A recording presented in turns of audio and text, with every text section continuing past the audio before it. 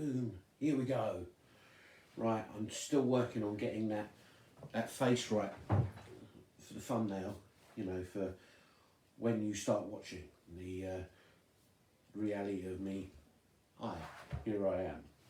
Anyway, I'm here. It's Tuesday morning, it's the end of May and it's not particularly summery. Bring it on. Now, a couple of things just for you to know. The last couple of Fridays, we've had a couple of technical issues, but hopefully Graham will be back with you on this Friday morning. So, but me, you've got me today. Here I am, ready to go, and that's good because I want to share with you something exciting. I'm going like this for a reason. Last Sunday, well, the Sunday before, anyway, me and Tanya, we were watching a film. We were watching a film called Point Break. And at the end of Point Break, there's this thing here where the hero, Johnny Utah, he jumps out of an aeroplane without a parachute. He's going to save the woman he loves, and he jumps out after Patrick Swayze. Patrick Swayze's got a parachute. He just jumps. Oh, you know, I mean, without a parachute's one thing. Personally, I've never jumped out of an aeroplane, but it is one of my dreams. It is one of my dreams to jump out of an aeroplane with a parachute on.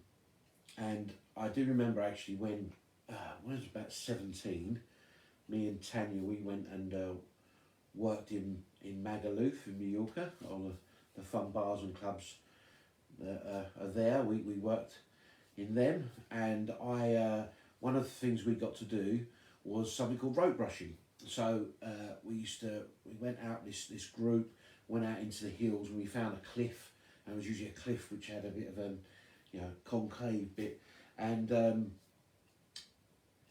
what would happen, they'd set up a platform up top of this cliff, and the plan was to run off the edge of the cliff.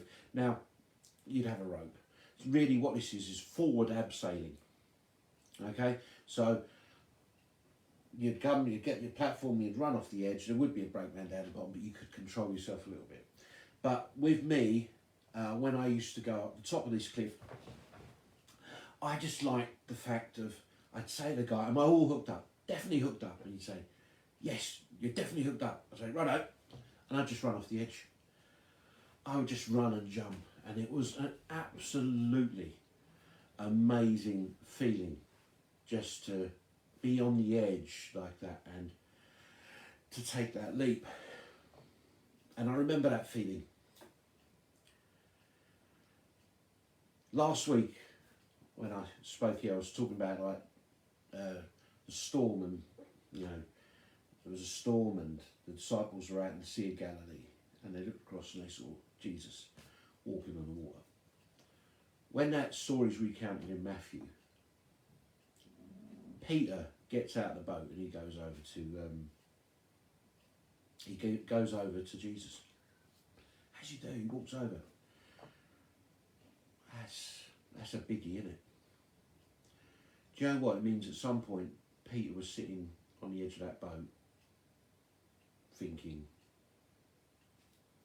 looking at Jesus, I'm going to do this. I'm going to step out here. In fact, John Ortberg, he wrote a famous book on Matthew.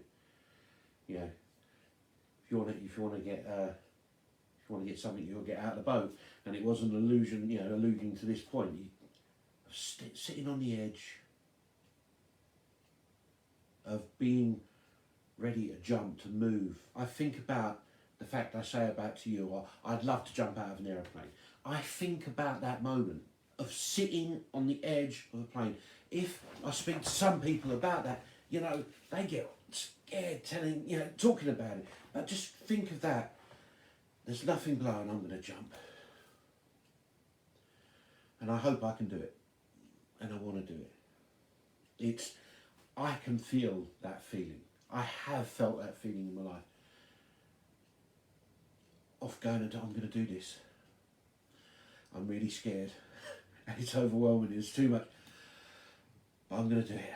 I'm going to jump. I haven't had that feeling for a while. I want it again.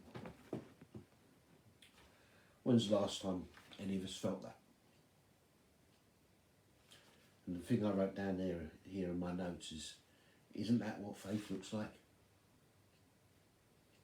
Hebrews chapter 11 verse 1, it says, now faith is confidence in what we hope for and assurance about what we do not see.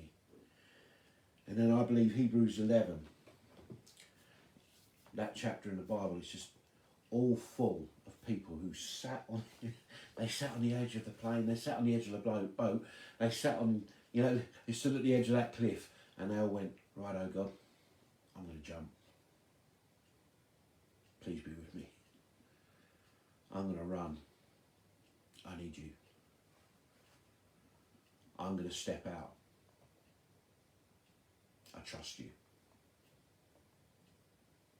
Somebody I know, maybe it's quite a famous saying, said that faith is spelled R-I-S-K. It's about the sitting on the edge of the seat moments. It's about jumping moments. I haven't had them enough. I want to search them out again.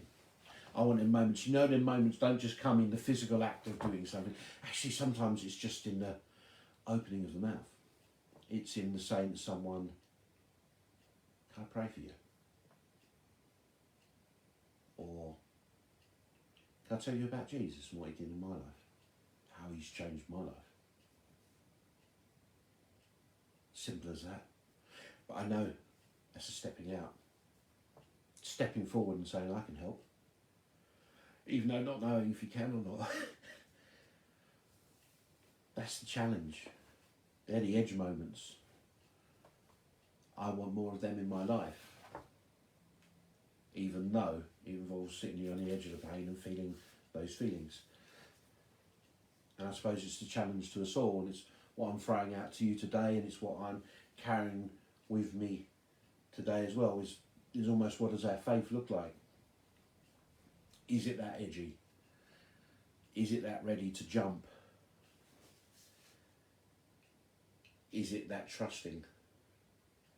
Is it believing that, God, I'm not sure if the parachute's attached, but I hope you're with me.